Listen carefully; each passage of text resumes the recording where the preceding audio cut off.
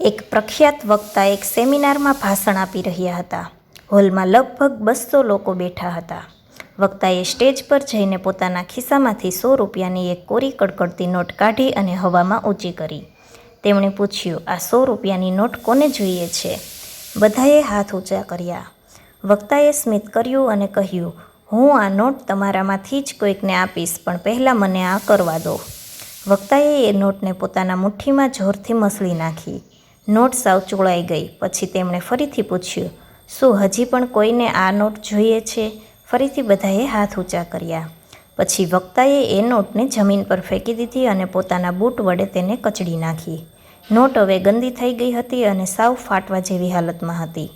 તેમણે ફરીથી પૂછ્યું, હવે આ ગંદી અને ચોળાયેલી નોટ કોઈને જોઈએ છે? આ વખતે પણ બધાના હાથ ઊંચા હતા.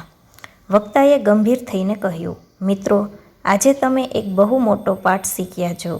મેં આ નોટ સાથે ગમે તે કર્યું, તેને મસળી નાખી, જમીન પર રગદોળી, ગંદી કરી, છતાં તમે તેને મેળવવા માગતા હતા.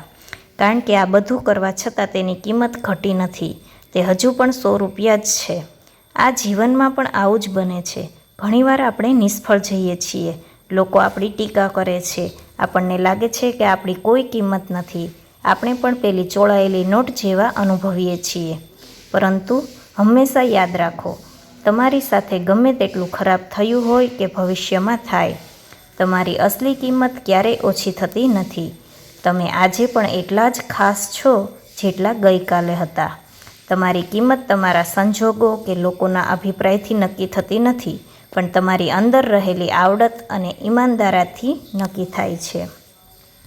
આ વાત પરથી આપણને બોધ મળે છે કે ગમે તેવા સંજોગોમાં પણ પોતાની જાત પરનો ભરોસો ન ખોવો, કારણ કે તમારી કિંમત તમારી અંદર છે, બહારની પરિસ્થિતિમાં નહીં.